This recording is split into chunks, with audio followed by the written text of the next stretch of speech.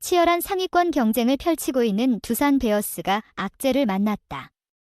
불펜의 핵심 최지강, 기13, 이 부상으로 전열에서 이탈했다. 두산은 KBO 리그 경기가 없는 15일 투수 최지강을 1군 엔트리에서 말소했다. 이유는 오른쪽 어깨 통증 때문인 것으로 알려졌다. 2022년 육성 선수로 두산에 입단한 최지강은 올 시즌 3승 1패 1세이브 13홀드 평균 자책점이 61을 기록하며 필승조로 자리 잡았다. 입단 3년 차에 잠재력을 꽃피우고 있던 최지강은 갑작스러운 부상으로 잠시 쉬어가게 됐다.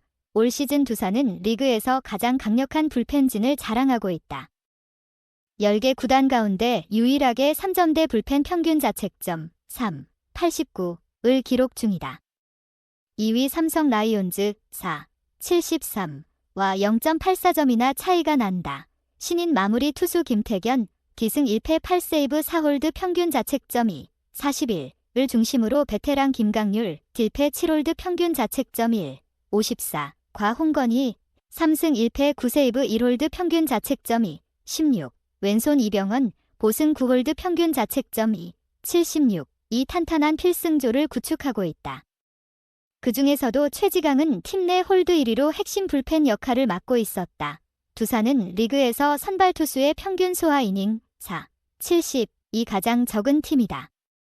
강력한 불펜의 힘으로 상위권 다툼을 벌이고 있지만 시즌이 중후반을 향해 갈수록 불펜이 과부하가 걸릴 가능성이 높다. 이러한 가운데 핵심 불펜인 최지강의 이탈로 남은 불펜 투수들은 부담이 더욱 높아질 수밖에 없는 상황에 놓였다. 두산 베어스가 부상 악재에 씨름하고 있다. 두산은 경기가 없던 15일 우완투수 최지강, 기14을 1군 엔트리에서 제외했다. 어깨에 문제가 생겼다. 두산 관계자는 우측 어깨 통증으로 말소했다.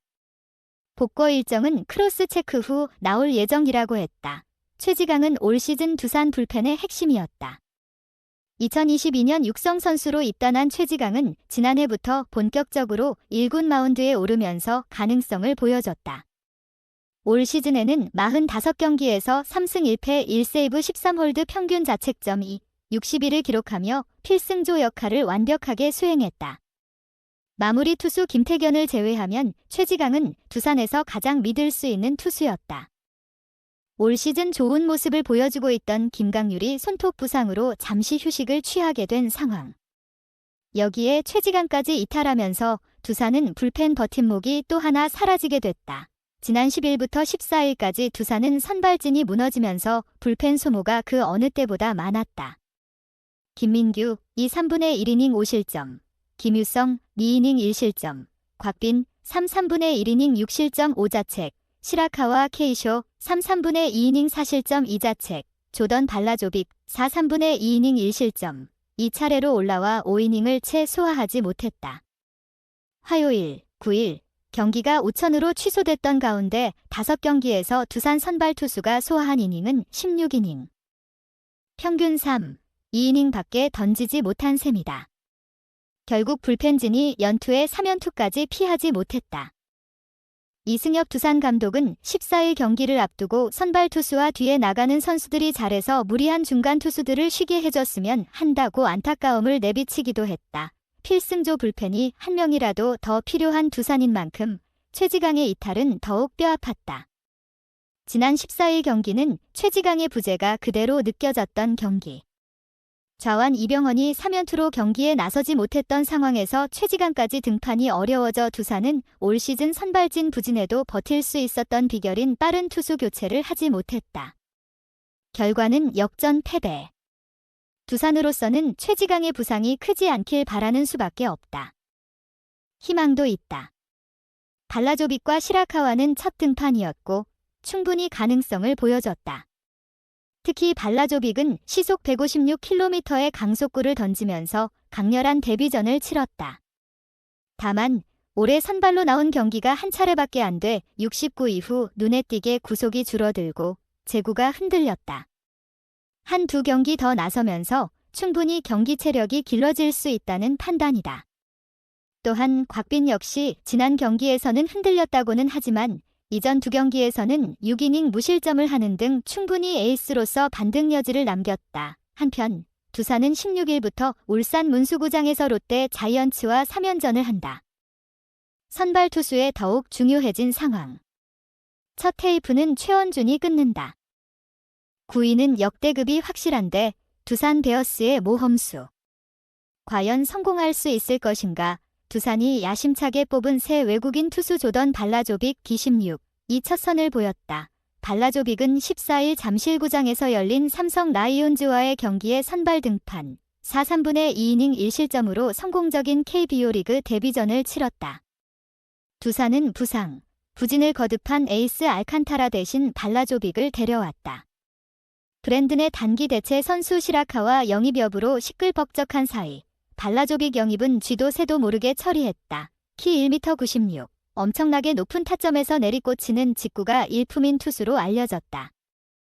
실제 확인 결과도 스카우팅 리포트와 같았다. 발라조빅은 이날 최고 구속 156km의 강속구를 뽐냈다. 또 하나의 강점은 그 큰 키에서 같은 타점에서 뚝 떨어지는 스플리터. 타자들이 대처하기 힘들었다. 스플리터 평균 구속이 140km 초반이니 타자들 눈에는 직구처럼 보일 수밖에 없다. 여기에 커브까지 높은 존으로 떨어져 걸쳐 들어오면 타자들이 절대 손을 댈 수 없을 것처럼 보였다. 삼성 베테랑 포수 강민호도 상대팀이지만 발라조빅의 구위 자체에는 엄지를 치켜 세웠다. 두산 내부적으로도 조심스럽게 성공 가능성을 점치고 있다. 이렇게 설명만 하면 이 선수가 왜 승리 투수가 되지 못했을까 궁금해질 수밖에 없다. 더 넓게 보면 이 정도 선수면 KBO 리그가 아니라 메이저리그에 있어야 하는 게 정상이다. 다 이유가 있다. 제구였다. 발라조빅은 이날 볼넷 4개를 허용했고 매 승부 카운트 싸움을 어렵게 끌고 갔다.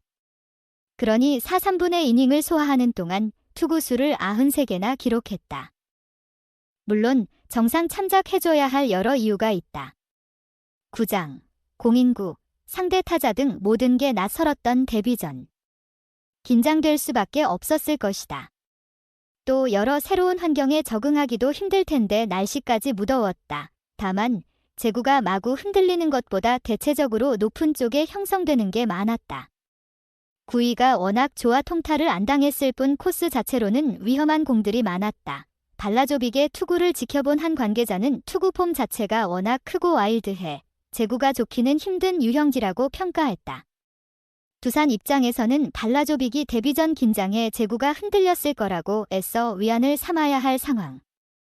한편 발라조빅은 미국에서 불펜 투수로 활약했기에 KBO 리그에서 선발로 정착하려면 착실한 빌드업 과정을 거쳐야 한다.